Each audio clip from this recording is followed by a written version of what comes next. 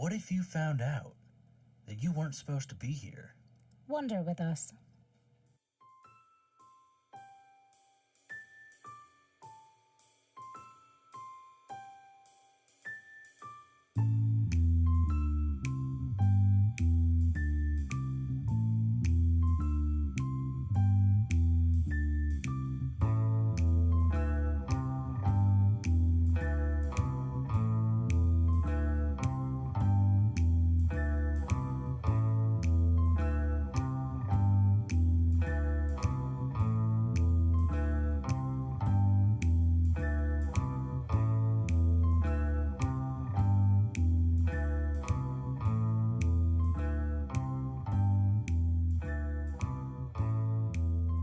I'm Bethany. And I'm Konr.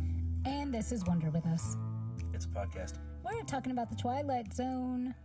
Episode 11, and When the Skies Opened. And When the Sky Was Opened. That was close. You were close. I feel like the author, who actually was not Rod Serling, this was not written by him. I feel Although like he is credited as a writer on it. He is. Says that the teleplay was written by the brain daddy himself, Rod Gotcha. Serling. So it was based on a short story by...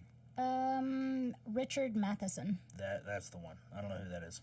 I don't either. I didn't have information on him. I looked up his IMDb briefly, and there was a whole bunch of movies listed under his name, several of which caught my attention, like I Am Legend with Will Smith and the vampires or zombies, whatever those turned out to be. You ever see that? I did see that. Yeah, when it first came out. And that guy whose name I have, Richard Matheson. Was credited on that for something. I didn't go real deep into it because there was a lot of movies that looked like sci-fi specials. Okay. So he has credited work after this. Seemed like he had a lot of it. He actually was credited on the 2019, one of the episodes of The Twilight Zone running right now. Oh, the reboot. Yeah. He was credited as a writer on one of those episodes. We're not reviewing that. That doesn't matter. No. But he's apparently a name. He's got a lot of credits to his name. Well, that's good to know. And, I mean, when we were reviewing this, I didn't actually know that this wasn't a Rod Serling. But, I mean, this is episode 11. You'd think I would know his style by now. I didn't know that. Well, and it has a distinct feel of being different from what I know as a Serling. Yeah. It has a distinct feel of being a short, independent story rather than being a tale of morality or a tale of taking risks in one way or another. You said it was more along the veins of like a sci-fi thriller, and there's definitely evidence for that here. So that's certainly the vibe I got from it. It's more of a psychological sci-fi thriller / almost horror kind of storyline without actually teetering into the horror genre. Mm-hmm. So this episode, and When the Sky Was Opened, was directed by Douglas Hayes. And as we've already mentioned, the teleplay was written by Rod Serling, and the original short story was by Richard Matheson. Music is different from the previous episodes. There's a new composer who I assume did all stock music, but it was Leonard Rosenman. And it's not a name I recognize, although I can't. Yeah. I can't say that I remember every composer from every episode. It's just not one that's ringing a bell. Well, and let's be honest, we don't look at the music for every episode. We just assume based on what we have seen in the past. The names that pop up, like the cinematographer who, again, here is George T. Clemens. Yeah, I mean, Clemens' name has popped up on a fair number of these at this point, so he's kind of a... He's a staple. Yeah, he's a staple. And then you were going to get into the plot. We should do that. So the plot, as written on, like, the IMDb page and any of the kind of the publisher review, kind of brief plot summary things, is on the nose. Yeah. On all of them. It's like the description is essentially the entire story in a sentence, which I guess you could argue a plot summary is exactly that. Some would say, yeah. But we are not into at least so far, have not been super into giving listeners every bit of information from. Oh no, we're gonna walk them through the episode. So we're gonna walk you through. We open on, I guess I can't even say what it is yet. We open on what is clearly a military operation in which there is some kind of device concealed under several tarps and lined with those wooden barricade deals, with one gentleman in military garb standing guard over it, soon after joined by a second person in military garb, and Rod Serling's narration for the opener, which I'm not going to go into. So it's just a picture of a tarp with military guys around it. Essentially, yeah. We have something covered up with a tarp surrounded by barricades with military guards. Serling gives us a little bit of information in the opening narrative. If you want to hear that, watch the episode. It's worth it. And then we cut. We cut to a nurse walking around a corner, running into Lieutenant Colonel Forbes. Thank you, Forbes. Whose first name is Clegg. Clegg Forbes. See, okay, so I heard Gart. Yes. Refer to him. Major William Gart. Refer to Forbes by his first name. Yes. I've seen this episode easily 15, 20 times. I never realized his name was Clegg. Clegg. Mm-hmm. Like, that's not a name. C-L-E-G. Clegg. That's not a name. That's one of those things that you put over like an E to signal that it makes the long E sound. Like that's not a name. Clegg. Well, it is this character's name. Now, I've run into goblins in 5e named Clegg. And now you have a human. So this nurse runs smack dab into him, literally, because we see the nurse rounding a corner, and there is Colonel Forbes just chilling. And to say chilling is slightly misleading, because we get the immediate impression based on his face that he is stressed. Mm-hmm.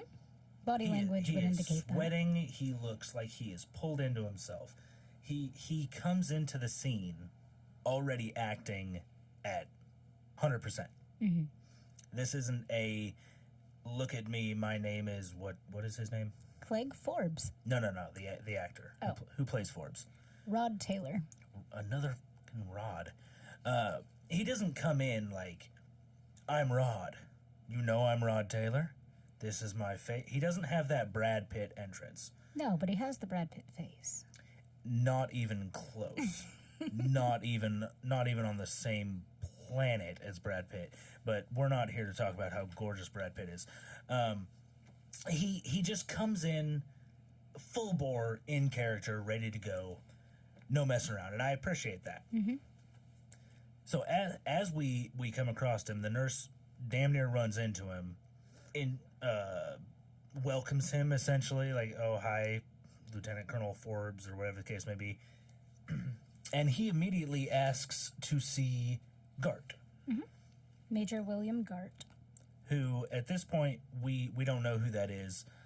The nurse informs him that he's in room 15, shows him to the room. He'd be happy to see you. And he'd be happy to see you.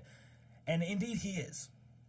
When Forbes gets to the room, Gart is perfectly happy. Seems perfectly normal, is in a fairly chipper mood for somebody who's laying in a hospital bed with jacked up leg.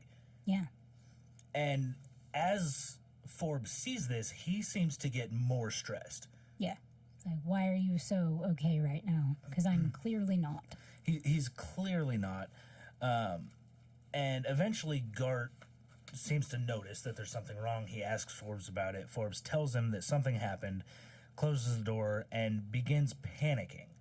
As he tries to explain to Forbes, or explain to Gart, I guess it's not really explained. He tries to get Gart to admit a different version of reality than the one Gart is living in. Yeah. And that being that Gart believes that himself and Forbes were the sole two survivors of an exploratory space mission gone wrong. Mm-hmm. They went up, the ship crashed, and they were the only two people on it, and they were the survivors of it. They somehow survived a ship crashing. Didn't it say in the opening narration that it was like a failed mission that went like 900 miles into space? So this only caught my attention because the number of miles stated, I don't remember what the exact number was, but it was something fairly absurd in distance. And it's later stated that the whole mission took 2 days. They went 24 hours up. I guess it took 2 days and some change. Yeah. Because they went 24 hours up. They went off the radar for some amount of time. 24 hours off the radar. 24 hours off the radar. And then 24 hours later, they woke up in the hospital. Yeah. So a 3-day mission where it is suggested that they went some massive number of miles, which I'm not saying is impossible. I don't understand space travel, and I'm not going to pretend that I do. It just caught my attention as seeming like that timeline was real skewed. And really what it is, I think, is they're juxtaposing like space-time versus our linear time as we know it here on Earth. Is there a different time in space? Yeah, time passes differently. That's why people go up and all the space missions. This is space stuff. You should know this. I don't do space.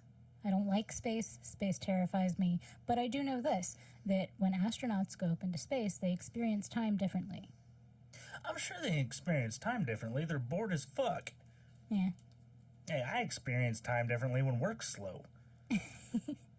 No, but I'm pretty sure they're still running off of a NASA clock. But time passes differently, right? I don't think it does. Or is it rather our perspective to be fair, of time? Time entirely is perceptive. Yeah. It's entirely our perception. So I don't know that time would actually pass any differently, since time is a construct of man, and man is stupid for it. I don't know. It's just all of the space-esque movies that we've watched. It seems like if they go up into space and they're there for a year, they come back to Earth, and everybody they know is either super aged or dead. It just always maybe it's just the science fiction genre of film that has led me to believe this. Maybe I'm entirely wrong. I think your irrational fear of space is because you have watched some god awful space movies. Gravity.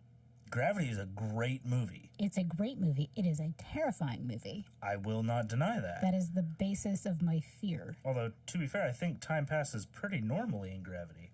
We're not talking about Gravity, though. Let's get back to the point.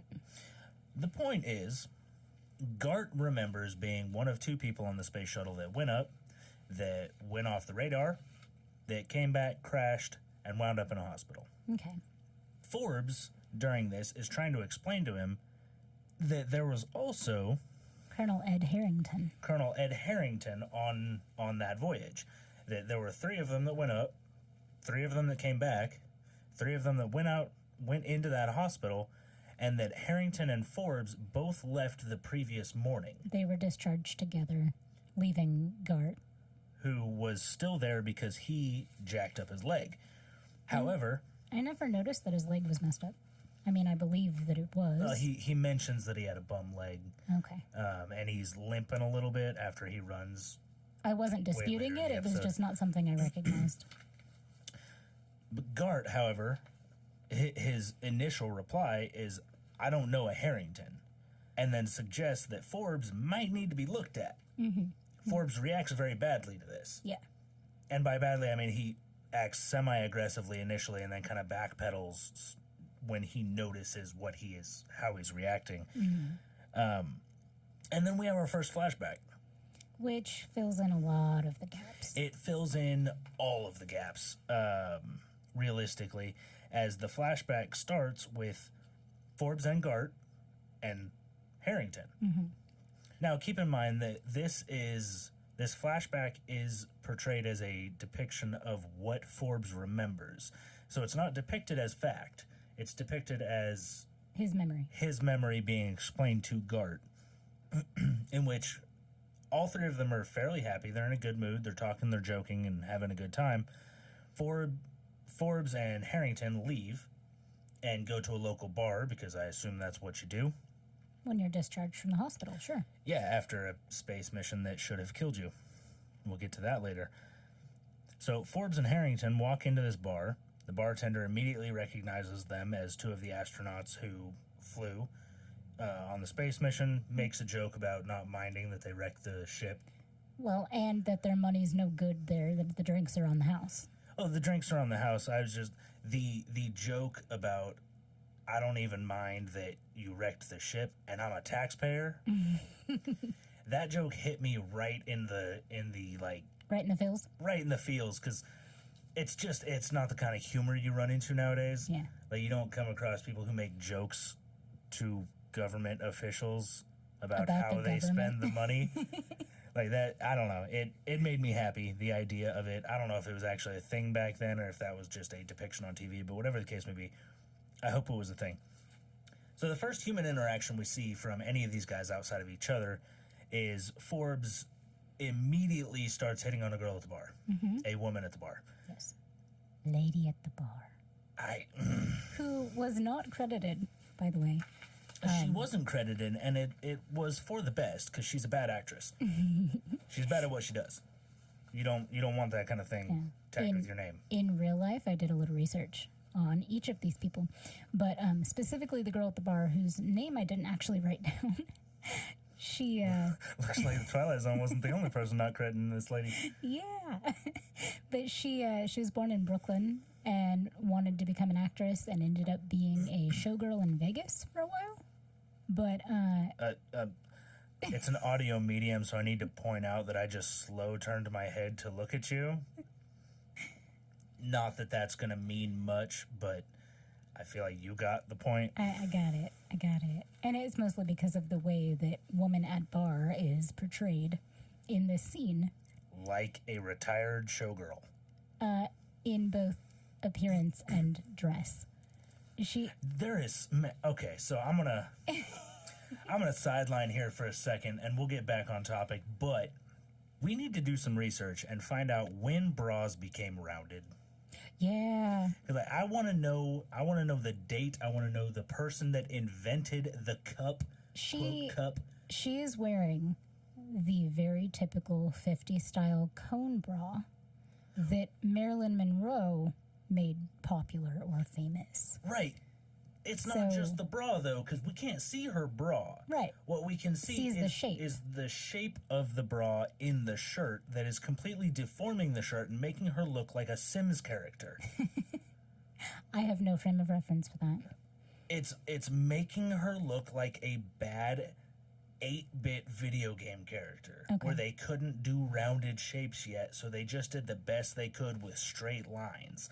And I don't know when the cup was invented, and I've never worn a bra, so I can't speak to the comfort of the pointy bra versus the cupped bra, wire versus mesh. I don't know a lot about women's underwear. That's okay. I would like to high-five the person that invented the cup. Yeah. There is nothing less natural looking than a female wearing a bra that makes her breasts look like ice picks. You think it would be off-putting for a majority of people? It is off-putting. It is now, but it was in fashion then. That was the thing. That is what people were wearing. Were in fashion back then, like pretending to sleep in separate twin beds. But see, shortly after the cone bra was a thing and was in vogue, like a decade later, was when women started burning bras. So, I don't know. Are the 2 points connected? Can we start another podcast where we just discuss dumb shit that we bring up on this podcast? That'll be next. Like, I want to finish this podcast and then immediately jump into recording a podcast episode specifically based around how stupid it is to burn a bra. Or bonus episodes. Bonus episodes could work. Yeah. And before you tweet or email me, which we'll give you our Twitter handles after this. Yeah, because I'm watching too. I understand the point behind burning the bras, and I support the argument for it. The act itself is dumb. It's up there with burning books, but we're going down a big, big rabbit trail. This rabbit hole is the size of a 50-gallon drum, but it needs to be talked about. We need to get back to the episode. If we must. All right. So we've got Forbes, who is now flirting with pointy boobs. Which was my nickname for her, actually. Yeah. The entirety of this episode. I didn't make it up. And we see Harrington sitting on the other side of Forbes, who, as he lights his cigarette, is looking directly across the bar and seems to freeze with a very odd look on his face. Mm-hmm. He immediately becomes as flushed as you can look in black and white. Mm-hmm. Starts sweating, has trouble lighting the cigarette, and as he comes to, goes to take a drink of his beer that the bartender has so graciously given him, only to freeze up again and drop the beer. And when he freezes, I imagine if there was sound at this point, there would be like a bing over him, because that's kind of the impression that you get. Like something has happened to him in that moment. Yeah, there was a clear. It was like a light switch. It wasn't like a slow revelation coming to this pause. It was immediate that he froze. He froze when he was lighting the cigarette, then he froze when he was going to take a drink of the beer, dropped the beer. The bartender's super cool about it. Way more cool than I would have been. Way more cool than I would have been. Harrington tells Forbes that he's feeling funny, like he doesn't belong here. And like if he let go, he would just disappear. Mm-hmm. Forbes pays this no mind.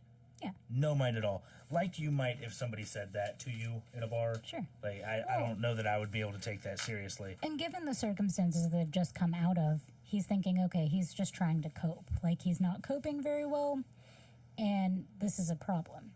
Yes, and it certainly seems like that is Forbes' reaction, is like he's coping. He's trying to get over what we just went through. It was traumatic. It was this, that, and the other thing. So he tells Forbes he's going to go call his folks. Harrington says he's going to go call his folks. So he makes his way to the phone booth. He beelines it to that phone booth. He definitely wants to talk to his mom, and I can't blame him for that. Yeah. Given the circumstance. We get a slight, kind of a weird transition. The transitions in the show are usually fairly smooth. Mm-hmm. This was kind of a jarring one. There are a couple that are jarring. And I don't know how much of that was intentional, how much of that was just editing. I don't know if it was intentional to kind of drive home the something's not right feeling that we've got going on in this episode. Sure. It is entirely possible, and I wouldn't put it past them to use transitions to further that kind of emotion to the episode. When Harrington comes back, I guess he doesn't really come back. He leans out of the phone booth and calls Forbes by his first name. Very panicking, asks him to come over. Forbes kind of reluctantly leaves the pointy boob to come over, and Forbes is completely panicked. Not Forbes. Harrington is completely panicked because he just got off the phone with his mom, who told him she didn't have a son. Mm-hmm. And then goes on to elaborate that he spoke with his dad. His dad called him a prankster, didn't want him bothering his wife, and hung up. Because his dad also didn't have any son named Ed Harrington. As you can imagine, this is fairly unsettling for Ed. Yeah. Goes into complete meltdown mode. I might do the same, depending on whether or not I had pissed my parents off recently. Did he also say that it was like an elaborate gag? That that's what this is, that it was set up? That was Forbes' reaction. Yeah. Is he said it sounded like maybe it was a gag. But Harrington didn't. Harrington was having none of that. Okay. Just no part of him thought that was the case. So Forbes decides he's going to go get Harrington a drink. Yeah. That's what Harrington needs right now, a stiff drink. He goes to the bar to get him a drink, notices a newspaper sitting on one of the tables, and when he picks it up, the picture on the newspaper no longer has 3 pilots. Mm-hmm. It's got 2 pilots. Forbes and Gart, and a headline about the 2 surviving pilots who flew up into space and then crashed their ship. Mm-hmm. Forbes rushes back to the phone booth to find it's empty. Yeah. No Harrington in it. And he couldn't have gone very far very quickly. No. There was nowhere for him to go. He would have had to pass him. Goes back to the bar. Did he not, when he left the phone booth and left Harrington in the phone booth, go over to the bartender and ask him for a drink for his friend first? Or did he, and then go over to the Yeah, newspaper? he ordered the drink before he found the newspaper. Okay. So he ordered the drink, then the bartender goes, well, you came in here by yourself. And then he finds... No. Right? No, so he orders the drink, finds the newspaper, checks the phone booth. After finding that the phone booth is empty, goes back to the bar, seemingly kind of confused about the whole situation. Mm-hmm. The bartender hands him his drink. He asks where the drink for his friend is. Right. And the bartender responds with, you came in here alone. Yeah. And then that's when Forbes starts to go a little kooky. Forbes does an immediate 180. Like, he goes from perfectly calm about his friend seemingly disappearing, little off-put but not particularly worried about it, to calling the bartender and Pointy Boobs crazy. Yeah. Very loudly, very erratically. You're Starts crazy. Yelling, you're All crazy. of you are crazy. As he runs out of the bar. In the next scene, he is Forbes is at what appears to be a hotel room, based on the kind of surrounding vibe, making a phone call to his commanding officer. Or attempting to. He's talking to the operator, who apparently tells him that the commanding officer will call him back, because at this point, we find here in a minute, it's like 3 o'clock in the morning. Yeah. It's super early. Nobody wants to be dealing with this crap. And he looks like he's had no sleep. His hand is shaking. He has a lit cigarette in his hand that he can barely keep in his hand. Yep. And then there's a knock at the door. And Forbes has a very human reaction. Mm-hmm. His immediate reaction is Ed. Yeah. And irritation that Ed has just done this. Harrington. Opens the door to find... Amy, who we don't... The assumption here, at least on my part, is that Amy is his wife. Mm-hmm. Wife or partner, probably his wife. It's the 50s. Something to that effect. They don't actually state, but I feel like it's a safe assumption that it's his wife. Which is interesting, if I can make a little comment on Maxine Cooper, who played Amy. You may. Thank you. She was a film noir star. Did many films with Robert Ulrich. That's a hard name. But then she vanished. Robert's pretty tough. She vanished from the industry after like 3 or 4 films with him, and then got married and settled into that, wife and mother life, and left film, and then went on to do a bunch of other things with her life. Like, she was a huge civil rights supporter in the 60s when she was no longer in film, and then became a photographer. So she also burned some bras. Yeah. But it's interesting, this juxtaposition of not really knowing who she is, but she's kind of already in that role. That's all. That's all I got on her. Fair enough. It's more than I had on her. Excuse me. So when Amy arrives, she is fairly upset. Oh, yeah. With Mr. Claggett Forbes, or what's his first name? Clegg Forbes, right, like the goblin. Yeah. She is fairly upset because she received a telegram from Forbes explaining that he was going to be discharged from the hospital, and she was going to wait for him. And she waited for him. She's not as furious as I would be, though, because she comes in, she's irritated. But when she goes on to explain that she went to the hospital at the time he said he was supposed to be discharged, and which was 11 p.m. Waited. And she said, I was there at midnight, I was there at 12, and I was there at 1, and I was there at 2. I waited. She also explains that she went to several bars and several motels looking for him and wasn't able to find him. So she's fairly upset, and Mr. Forbes is... He can't even spare a moment for this because he's in the middle of a mental breakdown. Understandably, I think. But it is at the point where she mentions the telegram that Forbes remembers writing the telegram, specifically that I and Ed are getting out of the hospital. Yeah. So he goes running through the hotel room, digging through paperwork to find this telegram that he sent, because it's definitive proof. Written proof that Ed was there. That Ed is a thing, and it's not just in his head. He finds the telegram to find that it does not say Ed and I are leaving the hospital. It says I am leaving the hospital. Yeah. At which point his demeanor changes.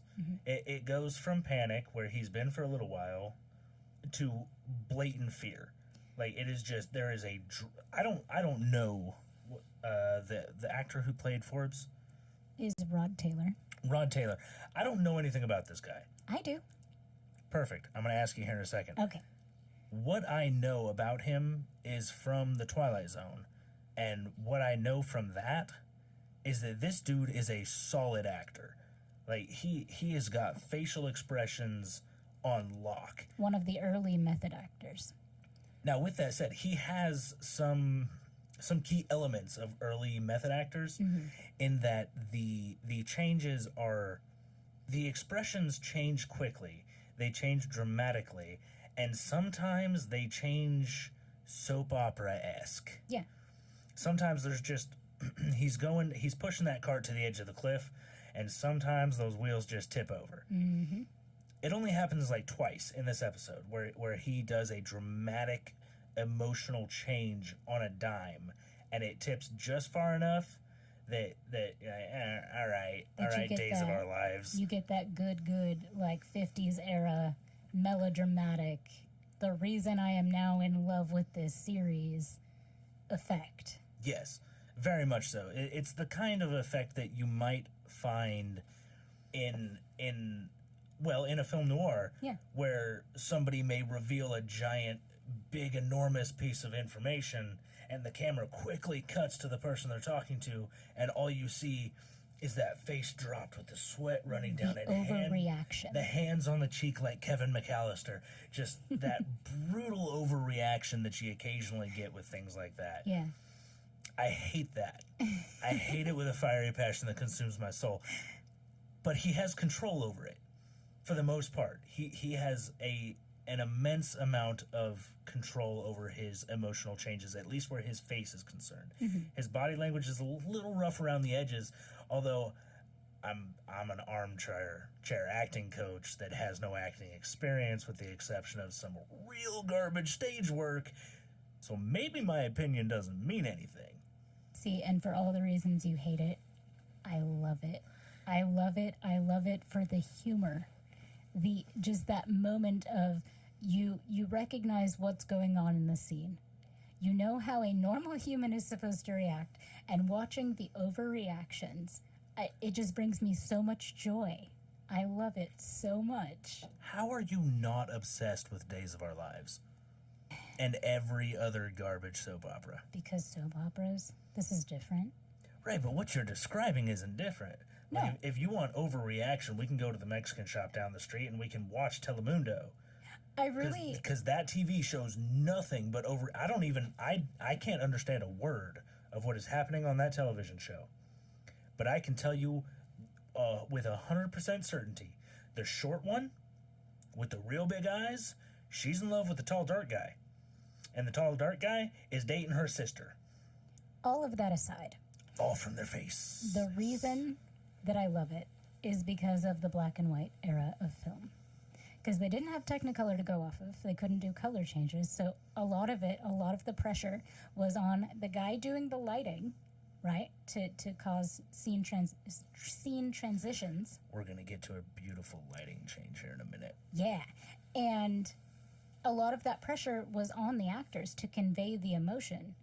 I'd be willing to argue that all of that pressure was on the actors. Yeah. Because if you've got somebody whose face isn't changing, it doesn't matter how much you change the light, they're still going to look like they're staring down a pair of headlights. And I just think overall, even with that particular style of melodrama, it's a beautiful, beautiful thing, because you see the true talent of a person. Like, the acting quality, I would say, is different. It was different at that time. It was a completely different world at that time. Yeah, and that's why I love it. It's beautiful. With that said, Rod Taylor, man, he got my vote for an Emmy. Do you want some information He's on him? definitely dead now, right? Oh, yeah. Well, he had my vote for an Emmy. Tell me about Rod. So Rod was an Australian actor who came to Hollywood in the golden era of the 1950s.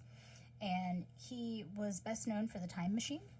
That is the film that he's most credited for in 1960s. Sorry. Did Australians not have accents in the 50s? Oh, no. This is to his credit. As an actor, in the early stages of, like, dialect coaching, He nailed it. He was able to wipe it. Yeah, that's impressive, because I would not, like, you could put a gun to my head and ask me where he is from, and I would have told you he was from the Bronx. Yeah, no, he's from Australia. Incredibly well done. Mm-hmm. His looks are actually what promoted his taking of many roles. Well, yeah, you got that Hollywood sex face. Yeah. His looks landed him roles. That should have been sexy face. That Hollywood sexy face, not that Hollywood sex face. That's a different face. I missed it, didn't jump on it. I'm going to move on. You're not the only person who didn't jump on the Hollywood sex face. What's up? Oh, dear. Oh, dear. So he landed, shortly after this, he landed the lead role in The Birds. He was the co-star of Hitchcock's The Birds in 1960. I was not aware that he was in Birds. Yeah. He was prominent. He had a prominent, like, co-starring role in The Birds. Huh. I didn't recognize him. But yeah, no. So he went on, and the rest of his career was mostly TV. He did a lot of B-film westerns. Man, he got a face for B-westerns. But I bet he did it well. Went out in a blaze. Like he was on fire? Well, in the film industry, anyway. Oh, gotcha. His last role was an Aussie film called The Picture Show Man in 1977. And it was very interesting and sort of meta in that the basis of the film that was his last film was about a filmmaker who went to the outback of Australia bringing major motion picture to people who had never seen it before. And that was in 1977. Man, Australia just does not strike me as a country that had trouble getting things like movies. It's a big, vast place. I mean, I know that it's a giant chunk of barren wasteland that was supposed to be a prison. I get that, but like once it was like civilized and people decided like, yeah, okay, I guess we could live here and just deal with all the things trying to kill us. Why didn't they get cable? I don't know, but these guys paved the way. Fair enough. But yeah, all that to say that was his last film, and he died in 2015. Damn, son. At the age of 84. Ooh. Good long life. Too long. But that face, though. All right, what happens next? Still no Brad Pitt. So what happens next is the phone in the hotel room starts ringing. He answers it, cutting off his seemingly wife, to find that it is his commanding officer calling him back. He apologizes for bothering him so late and asks about Ed Harrington, who apparently the general's never heard of. So the general? Yeah, it was the general. The general. We don't hear his side of the conversation, but it is certainly portrayed that the general has no idea who he's talking about. Mm-hmm. Doesn't seem to know what's going on there. And Forbes takes the stand that he had brought to Harrington earlier. When he hangs up the phone, he then seems to freeze, switch his emotion or his thought process, because he goes from panic and anger that nobody knows who Ed Harrington is to kind of a hysterical claim that it's a prank, that it's a gag, that his wife's in on, and that Ed's back at the bar. And he says this as he is backing out onto the balcony, and this is my favorite part of the episode. Can we back up just a second? Just a second. Oh. Because immediately after he gets off the phone with the general, and he's freaking out about Ed Harrington, he slams the phone down, his wife comes over to him and goes, I don't understand what's going on with you. And then she gives him a hug, trying to calm his mania, essentially. And how dare you? And she goes, who is Ed? And that is what kind of catapulted him towards backing to the balcony. That does seem Ed. to be We went on double dates with Ed. You've met him many times. You've known him. We went to dances with Ed. Double dates and all that. You've known him. You know Ed Harrington. Yeah, that does seem to be what really triggers his thought that this is a prank, and a bad one at that. And he is exclaiming to his wife that he's figured it out. It's a prank. It's a prank that everybody's in on, and he's the target, and it's a great prank, as he's backing out on the balcony. And I say this is my favorite part of the episode because there is such a dramatic lighting change in this moment, where he backs from the hotel room that is very well lit onto the balcony that from inside looks pitch black. You can see the stars out behind it, which, as you pointed out, appears to be the Twilight Zone potentially intro. stock image from the Twilight Zone intro with the glittery stars. As he backs out, he passes the threshold, and he gets dark as he's backing out, and the camera's following him.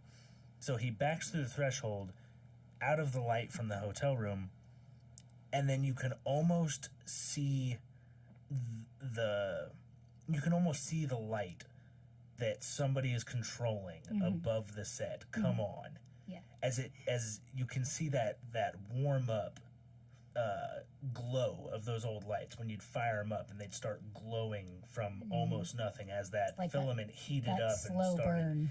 Yeah. And you can almost see that bulb growing in brightness as Forbes gets lit up as he steps out on the balcony. But they do it in such a way that it looks like moonlight. Yeah.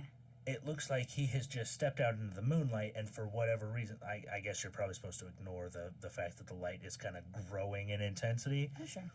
But whatever the case may be, it was a beautiful lighting moment, in my very amateur opinion. I happen to agree. It was great.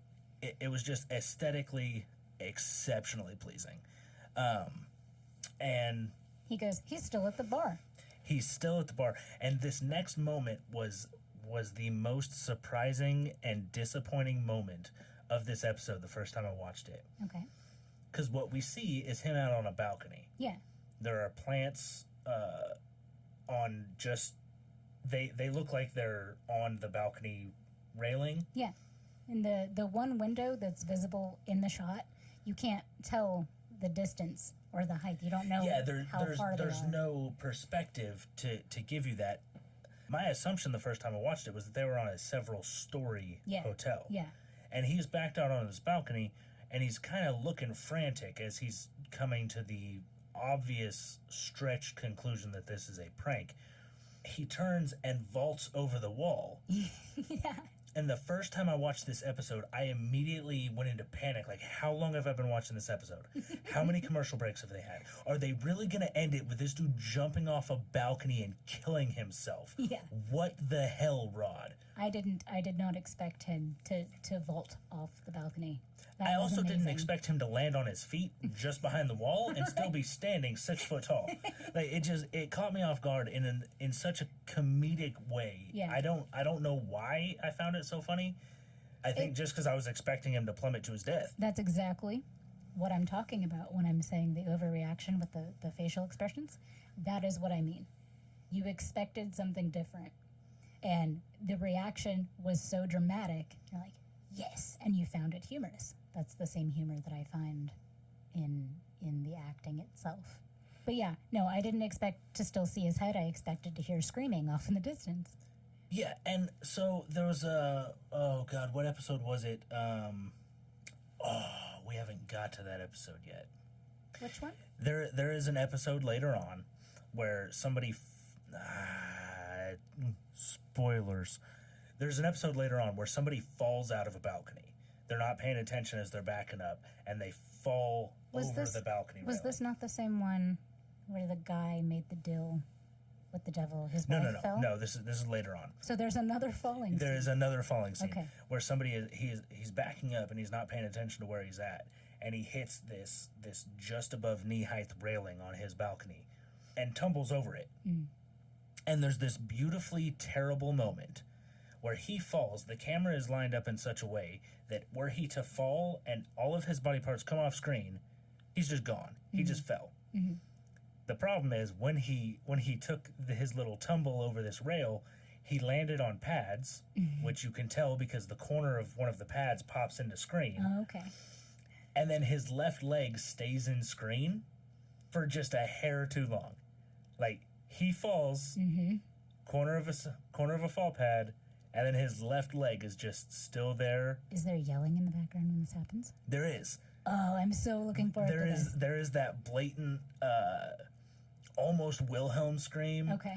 of the terror, oh my God, I fell, with it fading off like they're falling a distance, but you can still see his foot. That's awesome. Like, it's such a glorious moment of bad editing and bad camera position.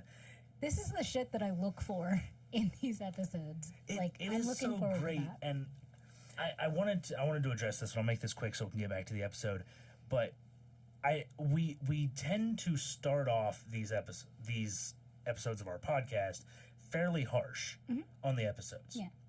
And I would like to point out to anybody who's listening, any of the diehard Twilight Zone fans, I am a diehard Twilight Zone fan.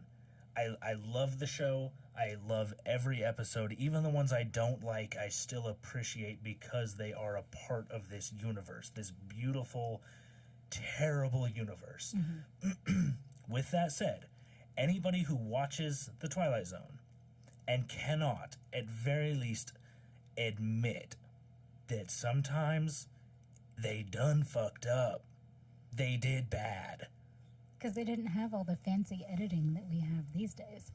No, there wasn't anybody sitting around to zoom in on the physical film that was being cut into, excuse me, into the reels. A reel. Like there wasn't anybody sitting around that could like pinch zoom that image out to get that dude's foot out of the shot. Yeah. Like they got the shot, they didn't notice it, they moved on, and once they got to post, I was just there. Yep.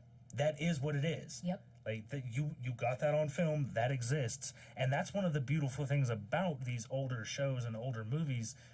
In my opinion, in my slightly jaded, admittedly hipster opinion, one of the beautiful things about these older shows, these older movies, is that if you didn't catch it at the time of the take, you didn't catch it. Yep.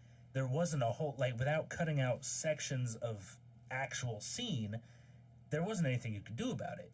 Like, you could cut out chunks. They could have cut that fall a little bit early so that we didn't see the foot. It was just the implication of a fall. Is that what you're saying? Like, if they cut the fall early, it was just... Well, they could have cut it early so that we see him come over the balcony. We just don't see him drop out of frame. Sure. Leave it to the imagination, leave the implication of it. That's all fine and dandy. And realistically, nothing's lost. Yeah. We know he fell. In the next scene, we see him laying on the pavement, clearly dead from the fall. But it's better because But the it's in fact there. that they left that in, for whatever the reason was, whether it was, it definitely wasn't a creative choice, but whether it was a creative choice or a time issue, or the network needed 28 minutes Yeah. that they could splice commercials into, and that was a piece they had to leave in to fill up the required amount of time, whatever the reason is. And realistically, a lot of people are going to watch that episode and not notice. I guarantee there are people who have watched that episode and not noticed because they're not critiquing every episode of everything they watch like a jerk. Right. I recognize that I have trouble just appreciating things for what they are, and I'm okay with it. There is something beautiful about seeing those kind of errors left in realistically immortal pieces of media, like pieces of media that will be around in one form or another long past my time. Right. If we, kids, grandkids, great-grandkids, great-great-great-great-great-grandkids will still have access to the Twilight Zone. Yeah. Will they like it? Probably not, because I assume they're going to be watching videos on holographic glasses that are projected directly into their retina and image fucking burned into their brain or something. Yay, science! I assume they're just going to be balls of brain cells rolling around on the ground. But they will have access to it. Right. It'll be there for them. Yeah. And that dude's foot sticking up just a little bit too long, and the corner of that fall pad just popping into frame for a second. Yeah. Anytime there's a boom microphone that just drops into frame and keeps in there, that's going to be there forever. Yeah. That's awesome. I agree. That is so beautiful. Moving on. Thank you for letting me rant. Oh, no, I enjoyed that quite a lot. So, Forbes jumps over the balcony, does not die, lands on his feet, and runs off into the sunset. Into the night. Sorry. Into the night. Into the Twilight Zone stars. Next, we see him. He's at the door of the bar. The big double door, glass door of the bar. Staring inside, the bar is empty. We it's see it closed. from the inside. We see it from the inside. There's nothing there. It's well past closed. So he calls to Ed a few times while knocking on the glass and getting more and more kind of gloomy at the lack of response from Ed inside. Not taking into consideration that the bar is closed. Like, he's not seeing what's in front of him. It doesn't seem to register to him that it's closed. There's nothing there. The doors are locked. He has another light switch moment where he goes from everything's kind of teetering down and he's getting clearly depressed and sad about this to, I'm going to run through the door. Yeah. And he just hurls himself through this glass door. Yeah. Another beautiful moment of people acting like lunatics in the Twilight Zone. There are many. There are so many, and I love them for it. So he politely lets himself into the bar. Not making a mess at all. No, very respectful. Goes in, still yelling for Ed, yelling for Harrington, wanting to know where he's at, trying to find him. I love that you can hear the glass, which is definitely sugar glass, but you can hear it crunching. You can hear him walking on it. As he's walking through. Like, It's that's the another only one of noise. those things. It's the only noise in the bar outside of his voice. Yeah. And anytime he's not talking and he's taking a step, you can hear that distinct crunch. Yeah. It's very well done. Gives it a very modern horror movie kind of sound to the moment. I had to add to your extended appreciation. Fair enough. And then? So he comes to realize after a few moments of yelling in an empty bar looking for Ed that Ed's not there. There's this beautiful human moment that he has as he gets to the telephone booth and realizes that Ed's not in it. Mm-hmm. He has this beautiful moment of human connection, aggression. That little moment of, I can't do anything, so I'm gonna break something. I said connection because when he enters the phone booth, he's in the exact same position that Ed was in. Yes, so I'm referring to just before he gets into the phone booth. Got it. Okay. As he gets to the phone booth and sees that Ed isn't there, my gosh, he has that moment of, I am out of control. I forgot about the chair. This is not in my control. I don't know what's happening. I'm going to let out my aggression. And he does it in such a way that it looks like he just does not have the energy to put more effort into it. He almost gingerly reaches over and knocks chairs off of a table where they've been stacked. It was a cat moment. It was such a cat/toddler moment. Yes. Like that moment of a cat seeing a glass jar on a counter and just, bye-bye. Yep. Or a toddler, like I don't want to be where I'm at, and I don't know how to tell you that I don't want to be where I'm at, so I see your phone, I'm going to drop it in the toilet. Yes. It's just a beautiful moment of lack of control turning into a mild bit of vandalism and aggression. To top on, the fact that he's already broken through the glass. Yeah, he has already destroyed the door of this guy's shop, and that's unfortunate, but the good news is it's all fake. So he lets himself into the phone booth, where he then knocks the phone off of the hook in another cat-esque moment, and sits down and begins crying in, like you said, almost the exact same position that Ed was in earlier. Yeah. Only he is crying and asking for Ed to come back. Yeah. Like another beautiful moment of overacting that was done very well in the moment. Yeah. Appreciate the hell out of that. Good stuff. And then we break out of this flashback, and you see him sitting on Garth's bed. He's just sitting there, and we presumably come back in where all of this flashback was happening. Where he was explaining it, he seems to have just finished explaining how he came to be at the... Where he is now. Yeah, at the hospital where he is now. Garth has a perfectly reasonable reaction. It's very placid in his facial expression. He's just kind of sitting there like, He looks like I imagine I would look if somebody came into my room and told me this story. Yeah. It wasn't even like bewilderment. It was just disbelief. It's like, yeah. It was almost concern for his friend's mental health. Acknowledgement that, like, dude, you're cracked, but I can't really say that right now. I can't tell you that you're cracked, and I can't help you, but I'm going to sit here and listen because you clearly need to talk. I'm going to be a supportive friend. And by that, I mean I'm going to hope you don't freak out and stab me. Yeah.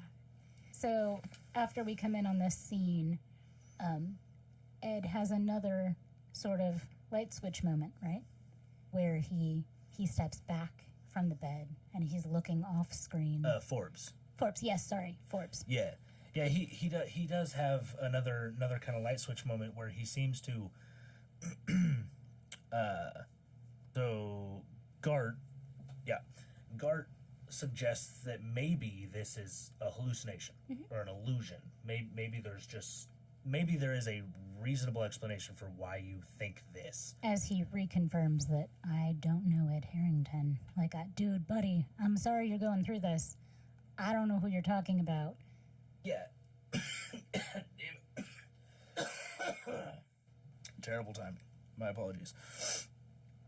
So yeah, he is clearly trying to be understanding without actually being able to understand.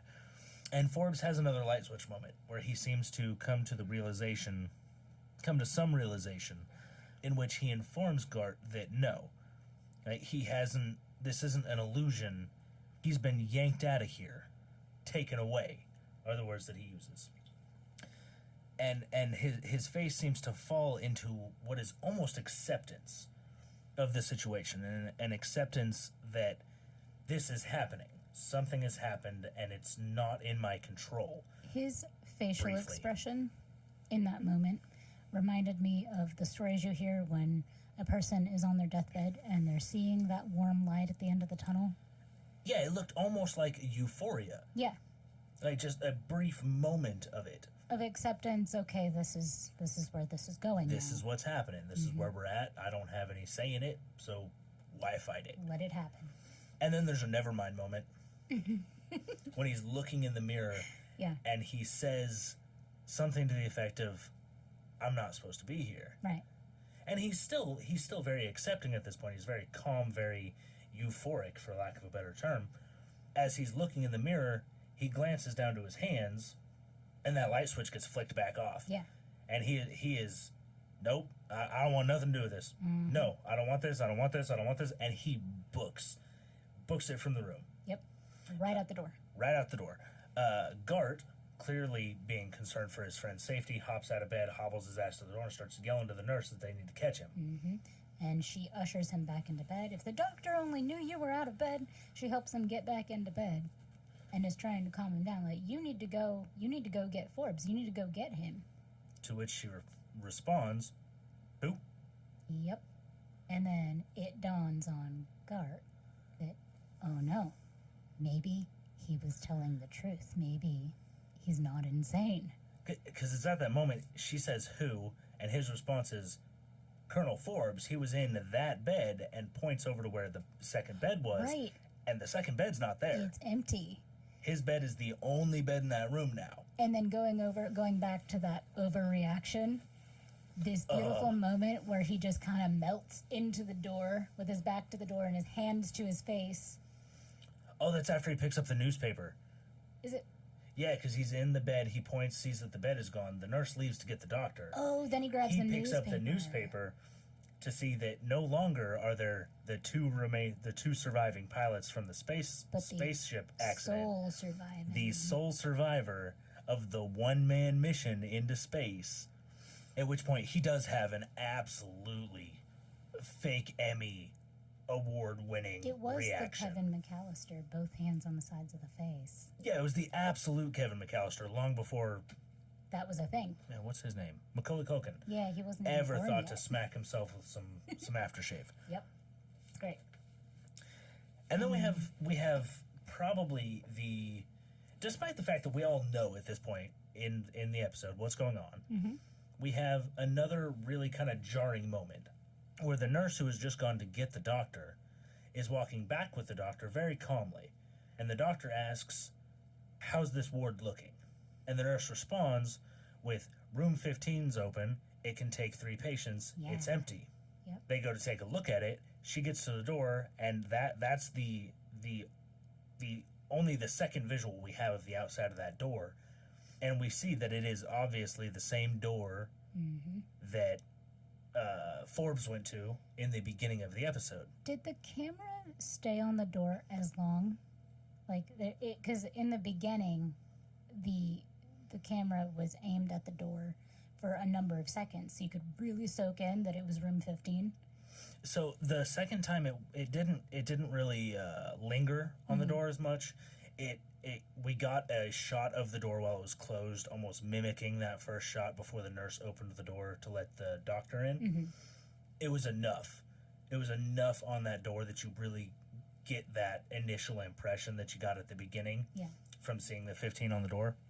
And as she opens it, the doctor takes a look in to see that there are no beds. It's an empty room, at which point he says, well, that'll do for the malaria patients, and walks away. And that's it. We cut back to the last shot of the show where there is barricades set up in a warehouse of some sort with one tarp laid out flat on the ground. Nothing under it. A second tarp folded neatly on top of that first one. Nothing there. And Rod, in that beautiful way Rod Serling does, walks us out. And again, I think I am going to no longer read the narrations that Rod does. Okay. Because while I enjoy them, I can't do them as well as Rod, and I think anybody who really wants to know what the narration is, and they're always worth it, should watch the episode. You should watch the episode, or... And you should watch it anyway. It's a great show. You should. But, you know, if you're running short on time, there's always YouTube. Just listen to it, because it's beautiful. If you haven't seen The Twilight Zone before, and I can't imagine that you haven't if you're listening to this, but if you haven't, YouTube Rod Serling narrations from any of the episodes. That will give you a really good feel for how Rod did it. And how he drove that point home of whatever it was in the episode. Yeah, he had a very unique method of really tying everything together, giving you just enough information to get you interested at the beginning, and then at the end narration just tying everything into one big, beautiful bundle, explaining nothing and telling you it's because it's the Twilight Zone. Yeah. Every time. I love it. Love it so much. Well, that's this episode. That is, and we should do a little bit of housekeeping. Okay. So, for starters, if you're listening on your preferred podcast listening